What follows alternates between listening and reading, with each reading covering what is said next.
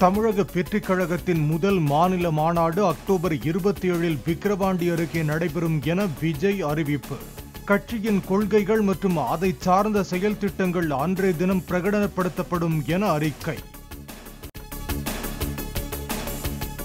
கட்சியின் முதல் மாநில மாநாட்டில் இருந்து வலிமையான அரசியல் பெரும்பாதையை தமிழக வெற்றிக் கழகம் அமைக்கும் என விஜய் கருத்து. தமிழ்நாட்டு மண்ணைச் சேர்ந்த மகனாக மக்களின் ஆதரவையும் ஆசைகளையும் உரிமையுடன் வேண்டுவதாகவும் அறிக்கை. கைவினை கலைஞர்களுக்கான விஸ்வகர்மா திட்டத்தை விளக்கும் கண்காட்சி மகாராஷ்டிராவின் வர்தாவில் பார்வையிட்ட பிரதமர் மோடி. காட்சிப்படுத்தப்பட்ட கைவினை பொருட்கள் குறித்து தயாரித்தவர்களிடம் கேட்டறிந்தார். மகாராஷ்டிராவில் நடைபெற்ற விஸ்வகர்மா திட்டத்தின் கண்காட்சியில் கடவுள் ஜெகநாதரின் சிலையை வாங்கினார் பிரதமர் மோடி. சிலைக்கான பணத்தை டிஜிட்டல் பரிவர்த்தனையான UPI மூலம் செலுத்தினார். காங்கிரசும் அதன் கூட்டணி கட்சிகளும் வேண்டும் என்றே SC, ST மற்றும் OBC பிரிவு மக்களை முன்னேற விடவில்லை என பிரதமர் மோடி குற்றச்சாட்டு. காங்கிரசின் OBC விரோத சிந்தனை தற்போது முற்றிலும் அகற்றப்பட்டுள்ளதாகவும் மகாராஷ்டிராவில் பேச்சு.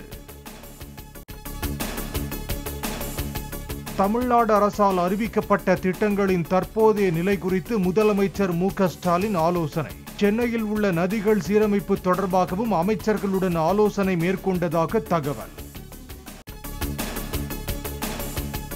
மாற்றுத்திறனாளி மாணவ மாணவியருக்கு வழங்கப்படும் உதவித் தொகையை 2 மடங்காக உயர்த்தி முதலமைச்சர் MK ஸ்டாலின் அறிவிப்பு.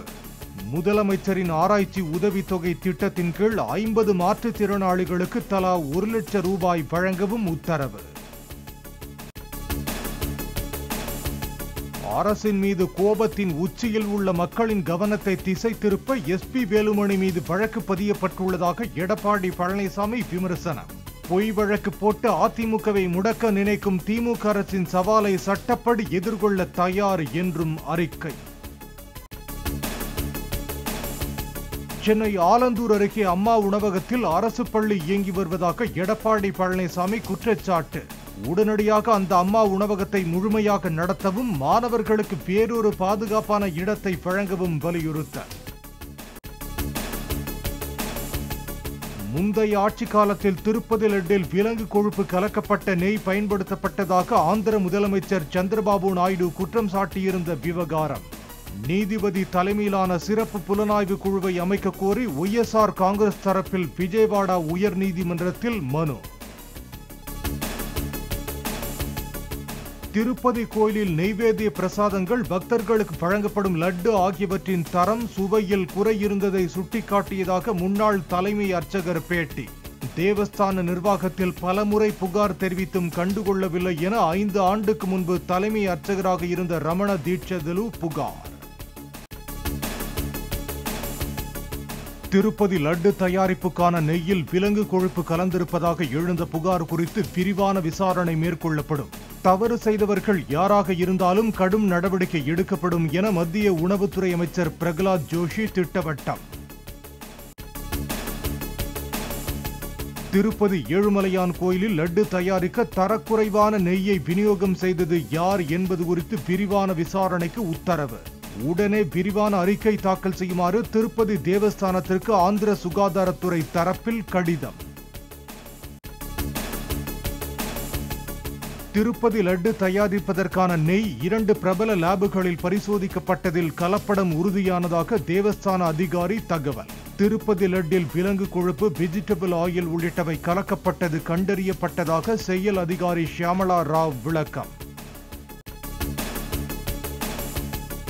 தனது ஆட்சியில் திருப்பதி லட்டில் விலங்கு கொழுப்பு கலப்படம் செய்யப்பட்டதாக கூறுவது புனையப்பட்ட கட்டுக்கதை என ஜெகன்மோகன் ரெட்டி கருத்து. கடவுளின் பெயரால் அரசியல் செய்வதாக சந்திரபாபு நாயுடு மீது குற்றச்சாட்டு.